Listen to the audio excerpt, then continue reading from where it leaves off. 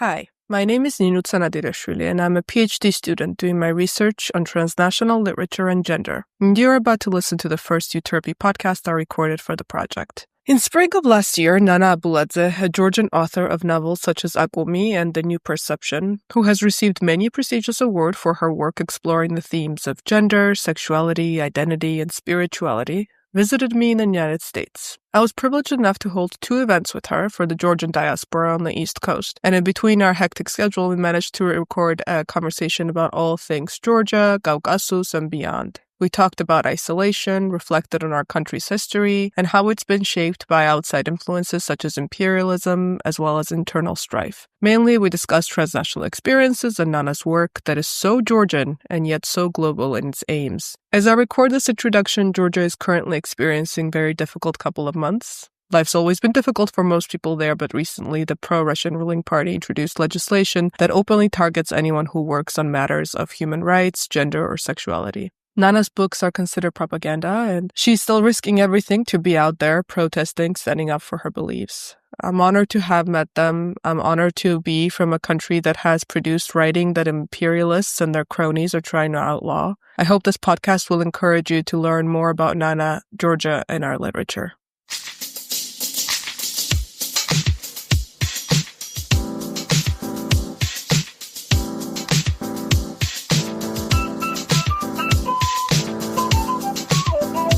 This episode is part of the EUTERPE podcast series on European literatures and gender from a transnational perspective.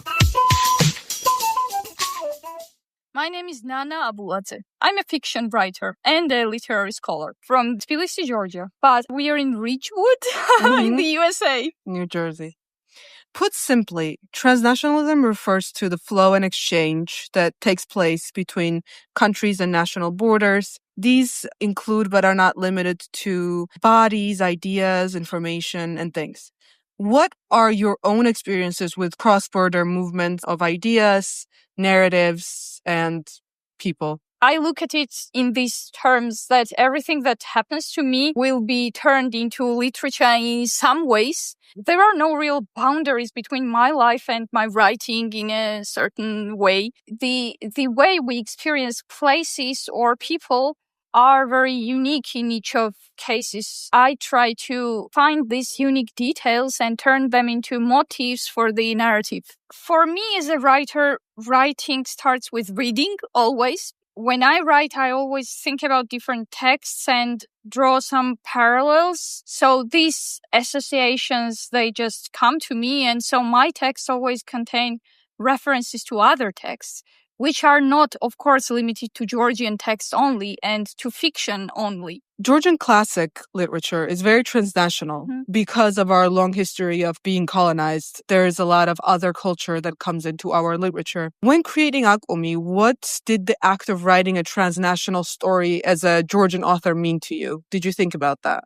Oh, I did, yeah. Because I wanted to write the story of my country on the one hand and to generalize it and to make it accessible to other people who maybe don't know anything about Georgian culture whatsoever. I took some stories that were typical for certain generations in Georgia. Emigration is very typical, especially in case of women who move to other countries to support their families. There is also a story of one of the characters who travels to India because there is this turmoil in Georgia, both economic and political, because the Soviet Union has recently crumbled. This one character decides to explore some spiritual matters, and I actually know people who travel to India for these purposes. On the other hand, I wanted to show that these experiences are general human experiences. You can understand them, you can sympathize to them, even if you are the representative of entirely different culture. And I also think it is a very Georgian experience. Maybe we don't notice this. I didn't really think about it until I immigrated myself. But everyday life in Georgia is sort of shaped by these different cultures, Arab culture, Persian, obviously Soviet Union. Do you think you yourself as an author are affected by the writing traditions from these different kinds of cultures? Or do you try to sort of create your own path? Or I began to think about it when one of the writers from the US told me about this. So she said, it seems to me that when I walk in Tbilisi, there are so many layers that I cannot actually access to the main one. That was something that I had always taken for granted and never realized. So maybe this has affected me so far, but subconsciously.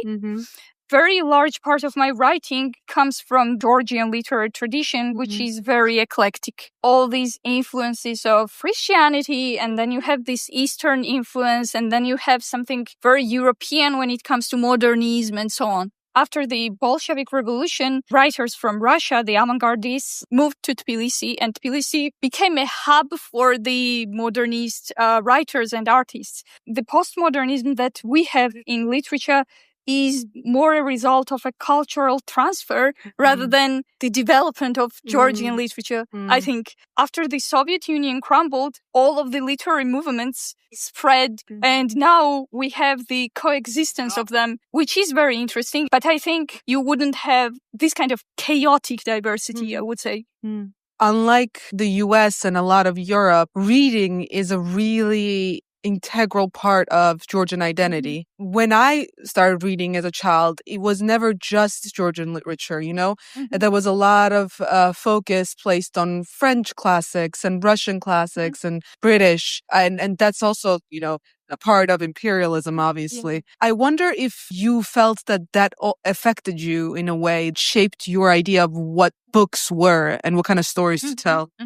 This thing that reading is a very important part of our society, I've always taken this for granted. One of the students from the US, he told me that he traveled to Azbegi, northern Georgia, a mountainous area, and he told me that the driver talked with him about Shotaru Saveli's poem. And he was so surprised that, well, you know, in the US, you don't expect random people to know some medieval texts by heart. It shapes your worldview very much when you read books, not just from Georgian literature, but from European and from Western literature as well. And I think it's a good thing that we read a lot, at least from Western literature, but it's a bad thing that we know almost nothing about, let's say, contemporary Armenian literature or Azerbaijani literature. These are our neighboring countries, and, you know, you should know who your neighbors are. There is a really large focus on cultures that are taking part in imperialist ventures. I mean, these books are wonderful, and I used to love them as a child, but it does now seem like it's almost shoved down your throat in a certain way, and there's not a lot of variety. I don't remember any books translated from contemporary writers of Armenia and from Azerbaijan either. Partially it's because of having been part of the Soviet Union, which was against this diversity in some sense. Even today, texts that we read that criticize imperialism and Russian imperialism that are not from Georgia are usually the Russian authors, whereas there must be texts from Ukrainian authors, from Azerbaijani, from Armenian authors that criticize this mode of imperialism that would make us see ourselves in it, form a sort of solidarity that is still unacceptable for an empire. Yeah, I forgot this about Ukrainian literature. We don't know much about it either. I've met with Ukrainian writers in a framework of some kind of a project, and the way they developed their language to be able to write in their language, it's very interesting. Recently, Georgian literature started to reflect upon the Soviet experience, especially the Stalinist repressions. There is even a nomination in one of the Georgian literary prizes, the best reflection on Soviet and post-Soviet past, something like that. It's been more than 30 years now that we are an independent country, and we should have started this process of reflection much, much earlier. In my personal experience, it's very difficult to speak with Georgians about colonialism. Rarely do they hear or learn about other countries that have been colonized. And the less you know that someone else has experienced the same kind of violence that you have, and the best way to learn that is through literature, obviously, the less you are likely to understand your own plight and reflect on it. As for the post-colonial perspective, One of my colleagues said this about texts of martyrdom. We have the martyrdom of Saint Abo. Georgia is a part of Arabian Empire at that time. And Abo is an Arab boy. He becomes Christian. And so my colleague said that it's an interesting thing that the colonizer accepts the identity of the colonized. It's a wholly different perspective. And we've never looked at this from that side when I was at school. We have to reread maybe Georgian literature from perspective of post-colonial studies. In our academic circles, this is something very new. I think this knowledge needs some time to go beyond academic circles and be common for the people to know, maybe. If you can think of a specific text that had an effect on your understanding of Georgian literature as a site of potential decolonial and post-colonial thought, something that made you think our literature is worthy of this kind of critical analysis? I would say all the texts by Ilia Cavcavadze, because no matter what he writes about, there is always this subtext of being colonized, and the way he treats this subject is very brave. Also, Alexander Azbegi, and unlike Ilia Cavcavadze, for whom being colonized is a national tragedy, it's about not being independent, not being free. For Azbegi, what he writes about, what he shows in his text is how the Russian culture in a sense of collection of norms, how it invades the people who live in the mountains, who have their own code of honor, how it corrupts everything and how it causes this chaos in the minds of people. So what Azbegi writes about is that being colonized means giving up part of your identity and very essential part of your identity. It's a human tragedy for him, not only national tragedy, which is extremely interesting way to look at this subject. And then there is Mikhail Jawakhishvili. In the Soviet Union, writers were allowed to criticize Russian Empire because this was perceived as a critique of the Tsar regime. But I think Mikhail Jawakhishvili has a very different intention, and he actually writes about his own time and the way Russian colonialism still acts in Georgia in the time he lives in. This all makes me think about how post-colonial studies and thought in academia has very rightly come from Global South, right? There is, of course, a large component of this criticism that centers on race. With us, countries of the USSR, race is not really a component or an aspect. We were colonized by empires in Asia, and finally we were colonized by people who were our own religion and the same skin color as us, right? We had a very unique identity, ethnic identity that did not match with Russians. But when you think about Ukrainians, when you think about other countries in Eastern Europe, sometimes even the language was so similar and from the same root that it's almost too difficult to think of it as a colonialist project. I mean, race, it adds a whole another dimension to the difference, which we don't have. It's a category of analysis that we don't. That's why our experience of being colonized is different from Indian experience, for example. But I think we still had some sense of being different, and that is depicted in Georgian literature. Baratashvili has the poem, The Fate of Kartli. Kartli was Georgian kingdom that time. So there is this passage, two nations cannot be together even if they have the same religion when they are completely different in character.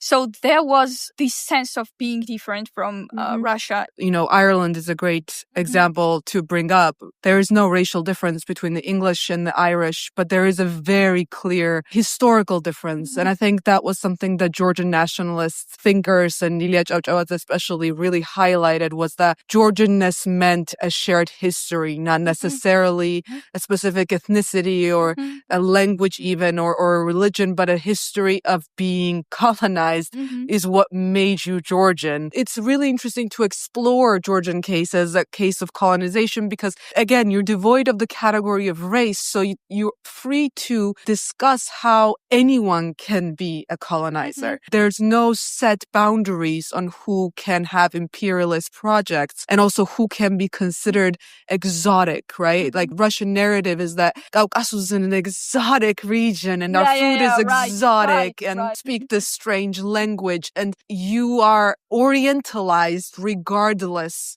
of your skin color, regardless of your religion, and it can be done by anybody. A lot of post-colonial and decolonial literature from the global south takes on this really important responsibility of reviving Aboriginal and Native writing practices and myths and narratives. It's actually quite disappointing that I haven't found this to be true in contemporary Georgian writing as much. There's little mention of the kind of amazing mythology that we have from Kolkheti and from modern-day Samegrelo and many other regions. Our mountains are full of myths and stories. Do you think this is something that is going to become more of an aspect of the writing? Is it something that you think about when you write your stories? Tamtam Melashvili, she said she was thinking about the women writers have been forgotten and we are now rereading them. And she said she was thinking about where she was coming from as a writer. She was coming from the voices of the women of the older generation and of her generation, the ordinary women. And I find this very interesting because this sounds to me like going back to the roots. I wouldn't call this a reflection on the way people told stories in past day Georgia. But what is interesting again about Tamta's recent book, Blackbird, Blackbird, Blackberry, it contains common language and it contains many swearing and the words that inappropriate common language. Inappropriate common language. And at the same time, it's very poetic book. And when she was thinking about combining these two, she thought of Georgian folk poetry. Very poetic, but is very common at the same time. And this synthesis is really felt there. So yeah, I think Georgian writers are starting to go back to these roots. Yeah, I think that this is a new way of looking at things because as in many other countries and nations that were under imperial rule, one of the ways of subjugating people was to sort of abolish oral storytelling traditions. In the case of the US, for example, there has been a really big pushback on reclaiming the oral tradition and storytelling of Native Americans. And this is something that Georgians also are very familiar with, songs and poems. And so I think you're right that there is a turn in contemporary Georgian literature towards this sort of common vernacular writing, which is not as structured or as strict, I think, and reminds me a lot of contemporary Irish writing as well, where it's just simplistic in the sense that it's almost someone telling you a story.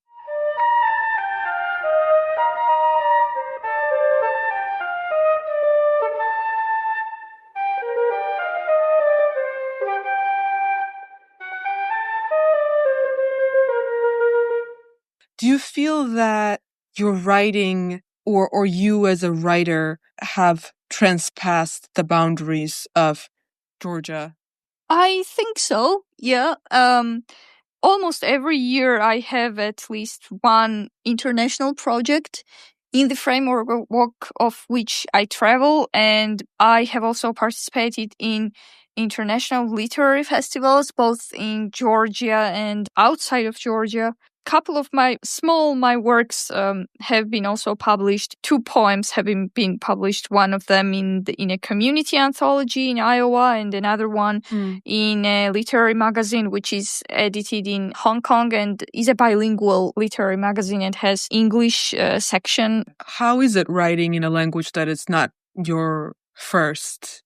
Before I had that experience, I had always thought that it was a tragedy for a writer to write in a foreign language. And I thought I would never do that. But it happened so that I was living in Iowa, and after the first month passed, I noticed that I couldn't write in Georgian as easily as before. And I had to wrestle with language to find the right words, and some of the phrases just came in English. And that's when I thought that maybe there is a connection between the language and the space and time you are in. And I know that's something Nino Haratishvili talks a lot about. She lives in Germany and writes in German, and she says that for her, language is connected to the present, so she cannot imagine living in Germany and writing in Georgian. And now I understand what she actually means, because I can't imagine either living in an English-speaking country and writing in Georgian. I think my English differs a lot from the English of native speakers. I think it might have some Georgian elements to the way I express things can still be Georgian, even though they are expressed in English. Mm-hmm.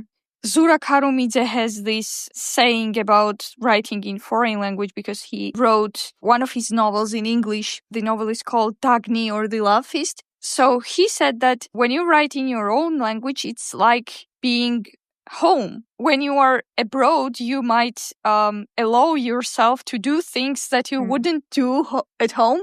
And that's very similar to writing in a foreign language.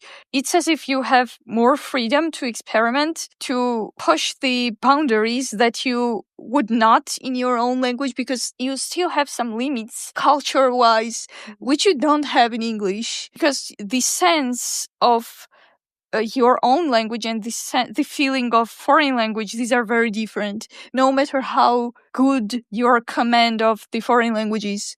In addition to this idea of being able to experiment or being more free to experiment, especially because the themes that you write about are so often named and titled in the West and in English particular. Not that these topics are not intrinsic to Georgian life or can't come from Georgian life, but they're usually named and given these like identity almost by the English language.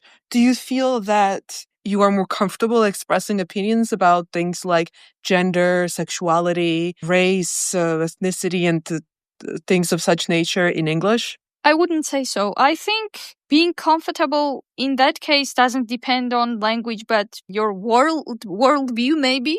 I always feel the necessity to find some Georgian words to express these things. The thing that we are importing terms sometimes bothers me a lot, especially in terms of gender. For instance, we don't have a word to say non-binary, like we translate it, but that's something I think about because we didn't have words for other fields either, but we made them up. That is something that the Georgian academia must be working on. In Akumi, at least, I tried to experiment with language, and there is a small passage where protagonist tries to translate in Georgian gender-related words. They are searching what they are, basically. That's the first time they come across with non-binary, gender fluid, queer, and so on, and they try to say it in Georgian. But it's very, very experimental, and I think I just had some fun with it. In Akumi, your characters move across continents. How do you decide on where to send each character? Do you research these places where they go? Are these locations somewhere you've been yourself or somewhere you wish to go? Do the locations in some way contribute to the way that the story or the character progresses? First of all, I made everything up, which was much more difficult than if I had actually been in those places or if I had done research. And I don't know why I didn't do any kind of research, because I usually do. But I think I wanted to create the world of the novel entirely. This is not the real India, the India of Akumi. It's kind of imaginary space. And the same applies to the country somewhere in Europe to which Anna, one of the characters, moves to. Was there any reason why I chose those countries? I don't know. I didn't want to specify the countries much because I wanted to write something that would transgress those boundaries and be more global. And that's why some of the characters don't even have one specific ethnicity or nationality, like in case of Tanya, who is half Ukrainian, half from Switzerland, something very, very mixed. It was a way to think about the boundaries and how we look at the spaces we live in and experience. In the case of Tanya, she goes to Russia at some point. And I wonder if here, being much more intimately familiar with a country that is, a neighbor, did you also just sort of make this space up by yourself? Or did you have some sort of ideas, relayed to you by family members or previous generations about what it could have been like? Well, Tanya doesn't only go to Russia, she goes to a monastery in Russia. Mm-hmm. I wanted to create this dystopian space in which spirituality as such doesn't exist at all. This spirituality is substituted purely material needs. This is what Tanya experiences because in her monastery, she maybe expects that she would spend her entire time praying. She spends her entire time working for the monastery, and this work, of course, is not paid. Mm-hmm. I remember someone talking something similar about the loss of spirituality in today's world and how the monastic life has turned into the way to make money, really. And I don't know where I heard this idea, but it's kind of stuck in my head, and I decided that this would be a nice starting point for making up this setting of Russian monastery. Yeah, I think that's a really interesting point to make. I mean, in a certain sense, in Georgia especially, we do have the church as a money-making institution. Sure. Selling cheese, selling honey, chocolate, offering to go on pilgrimages that would suddenly make women fertile again, and selling like bundles for fertility and things like that. Just to expand on this idea of spirituality in Akumi, I think that you have a very interesting way of approaching what God is and what spirituality means. But I thought it was very interesting that not only do your characters transgress national boundaries in terms of actually migrating from one place to another, but they also transgress the idea of space and locality in general, right? Tanya and Nugzari can speak to each other in this like spiritual third space that's not really physical. Why did you decide to include that aspect of transgressing not only the physical boundaries of nations and places, but also of the physical self? I wrote some things because of pure pleasure for myself, and that passage with Tanya and Nugzar having conversation was one of those passages. Fun to write, and I hope it's fun to read too. I had this general idea of writing something global. Maybe that's why I decided to let the characters to go beyond some things, beyond their bodies or beyond nationality or ethnicity or even their religion, because Nugzari grows up in a Christian country and somehow becomes interested in Eastern philosophy. This concept of finding your way through something and the concept of road as such was important to me, I think. Did you have a specific idea of what languages these people were speaking to each other in? Like, do Tanya and Nugzar speak in Russian in your imagination? No, I think they speak in English. In English. That would be the language spoken in ashrams in India. People who go there from all over the world, in my imagination at least. There is a passage in which they both speak their mother tongues but still understand each other. I think I have a general problem with boundaries, and I'm always shattering them when I come across them, so I do this a lot. In Akumi, this was also the rebellion against literary convention as well, because Tanya's and Nugzari's story starts in more or less realistic setting. The reader, I think, wouldn't expect non-realistic elements to enter there. Yes, I think it becomes the most fantastical storyline of them all.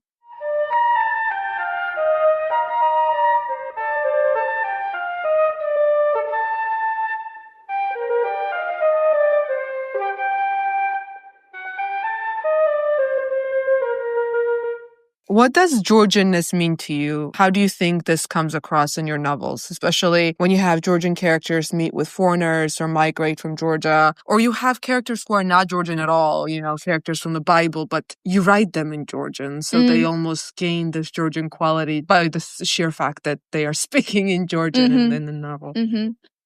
I don't think I have an answer to that, what Georgianness means to me, because it's something very complex. I would say the language, first of all. Georgian person is someone who lives in Georgian language. So for me, major influence was the old Georgian literature, and that's where my language came from. Many, many references and allusions, especially in Akumi and in the new perception too, because I used some things from hymnographic tradition, which of course draws on Bible my first association to Georgianness is Georgian language, and I would say these two things are not the same, but equal for me to each other. So your second book deals with untold stories of women from the Bible. How do you manage transnationality here, where nationality is not an actual concept yet, but localities and spaces do exist? The sense of belonging to a certain culture still exists. Well, I had several issues to cope with. First of all, the language of the narrator and the language of the dialogues of the characters. The language of the characters is modern Georgian translations of Bible language, very much resembles to it. Indirect quotes from the Bible, the way they speak about things and about God, the way they greet each other. Also, I had two Greek characters in the last story of New Perception, and they meet Mary the Magdalene. And I was thinking, well, these people are Greek. How are they going to speak? What are they going to say? Quotes from Plato and Aristotle and ancient Greek plays. So the way I dealt with it was that these two Greek characters, they discuss the teaching of Jesus from the point of view of Aristotelian logic and try to explain that this doesn't make sense. I found a key to the language of the character, which was not a realistic solution, but was more kind of postmodernist one, a bit ironic as well, and funny to those people who know those texts and the context in which they were created. Why were you interested in exploring the world of the Bible outside of the fact that maybe, it's an important text? This was something very deeply personal for me. I wanted to read Bible from feminist perspective, and I wanted to do that because I consider myself to be a believer. There is a conflict between having certain kind of progressive worldview and being spiritual or believer. I try in my texts to eliminate this conflict or at least find some common points between those two poles. So this is a specific quote from New Perception. So it is better to be satisfied with just the knowledge that the human race has been traveling since the beginning, and each of our ancestors came here, the place where we have made our homes thousands of years ago, or maybe earlier, or maybe later. I mean, this is a simple enough statement, this is fact. But you are making it in the context of not only the biblical characters in Lot's wife's story, but also the context of today's world, which is very globalized, but at the same time obsessed with who was where first, right? Strangely enough, I remember exactly where this phrase came from. It was long time ago. I was writing my BA thesis and I was having an interview with one of the representatives of one of the non-governmental organizations. And she was talking about whether Abkhazians are the native population of today's Abkhazia region. And she said this phrase that, well, for me, it doesn't matter because we humans always moved. There's absolutely no point in knowing who came here first or whatever. The fact is, the people are living there. The world is seen as a constant movement and the boundaries become sort of conditional. In globalization case, you always talk about boundaries and in the way people treat them. This was an interesting thought to include to make the reader to think about things from a slightly different angle. This is something that I have also been thinking about. It can be quite a big headache-inducing to go into these kinds of things and really try to find exactly where everyone comes from. And obviously, you're factually born in a certain kind of location. But at the same time, it does seem like at the end you arrive at the same conclusion of these are just categories that we made up for ourselves. For Native Americans, for example, it's very clear, right? They lived there for centuries and centuries, and only 3 centuries ago, basically, European colonizers came in. In case of Georgia, if there was a difference in when these different tribes arrived, it was only, 3-4 centuries difference. And that might seem like a lot, but in the context of the whole history, it's really not. I wonder if it matters who was there first when we did coexist together for so many centuries. In the first story for the New Perception, you have the Egyptians who are underground. And so you have built this world where 2 cultures are living together. one does it in secret and underground.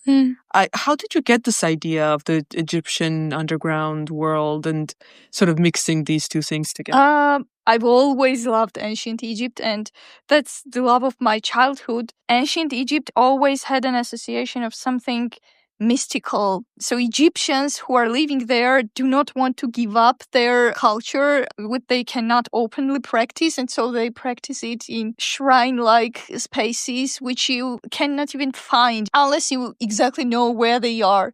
I wanted to ask what you meant with those words of this is not a place that actually exists at all. But you have your main character go into it. And at first I thought, oh, it's not, it's a metaphysical thing. But then she buys meat there, right? And it is a very physical thing. So why did you have that sentence there? Sodom in that story is a very lawful, neat, just country in which you cannot have illegal things. I wanted to create this space that didn't belong to Sodom, but kind of was there in the underground. So the fact is that the majority of the population of Sodom, they don't know about this place. It's an ultimate secret. I also thought about the slight confusion that would cause in reader's mind when I wrote this word that this place is basically nothing or nowhere. Initially, the reader might think that maybe that's something that happens in the character's head, but then you understand that this place actually exists, but people don't acknowledge its existence the same way they don't acknowledge that the way they are living is not fair and just and good way of life as they claim it to be. My particular research is more focused on academia and academics and theorists who write outside of Europe about Europe or whose work is widely discussed then in Europe. I wanted to ask you about your own experience with academic writing from abroad. For example, in your third book, you use non-Georgian theorists of feminist research to analyze Georgian texts. And I wonder how you read these academic texts in the practical sense of what language, but also, is it a difficult task for you? And do you think that Georgian literature and culture can be fully examined, like from an outsider's tools, I guess? Georgian literature is the way it is still part of the European literature. So I read all these theories in English. I wouldn't say that this was difficult because they were in English, but I would say this was difficult because, well, actually I had to justify the choice of those theories, but not because they are European, but because they are feminists, because the literary studies in Georgia is still a bit conservative. So I had this big discussion on whether feminist literary criticism is a legitimate method to interpret the text at all. I just find it interesting that on the one hand, what you're saying about the way that our literature works is very reminiscent of perhaps other European writers and writing styles. You felt justified in using literary criticism theory from these countries. But then we also spoke about how post-colonial studies really works with our literature as well. And that emerges from, the global South and Asia and so on. And so I find that this is very interesting that our literature straddles these two things as well. Just like location-wise, we are right in on the edge of both continents, or what have been deemed as two continents, that our literature can also be interpreted from these different lenses. Which one seemed more familiar to you, or did you feel okay with both of these kinds of critical lenses? Or is there a third kind of way of looking at Georgian literature that would be more intrinsic to it? I don't know. Then you need much experience to invent some kind of new Georgian theory, maybe to look at Georgian literature. But is there really a need to do that? Whatever has written in post-colonial studies, you can use this to apply Georgian text. Well, on the other hand, if you look at what women writers in Georgia write about in the first half of the 20th century, you can find some parallels with European women writers. For instance, with Jane Austen, that women have to marry because they have no right to inheritance and they will have no money to survive. And you also have this topic in one of the novels by Anastasia Eristavi-Khoshtaria, the woman protagonist. She marries the very first man she meets, actually, because there is no other way, because she doesn't inherit the house, she doesn't inherit the money. And I thought this was an interesting parallel because two different writers from two entirely different cultural spaces have something in common to say about women in their times. So I think that's perfectly fine to use theories that are not Georgian theories in order to analyze Georgian literature. The method of analysis of Georgian verse is Russian formalism in a very deep-rooted way. Some scholars try to modify this, but when you talk about poem, you have to talk about form, and you need some knowledge from formalism, maybe a little bit modified still. Yeah. There has to be like yes and kind of an approach. That is very close to what I believe as well, is the sense that, for example, my studies on English Romanticism and the poetry written during that period and how to analyze it have been really useful in analyzing poetry of Baratashvili or Beliani, for example. But there's also the sense that you have to go a bit beyond just the same kind of analysis you would do for Wordsworth or for Byron, who very rarely touch upon the themes of colonization or imperialism, right?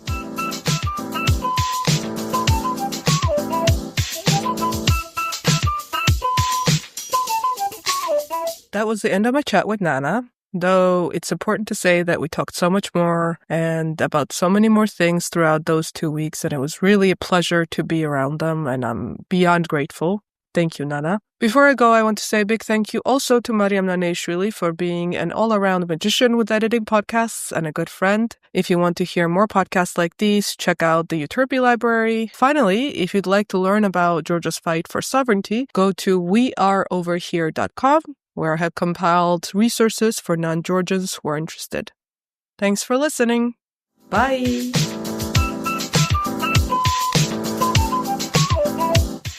This podcast is powered by the European Union and the Central European University Library.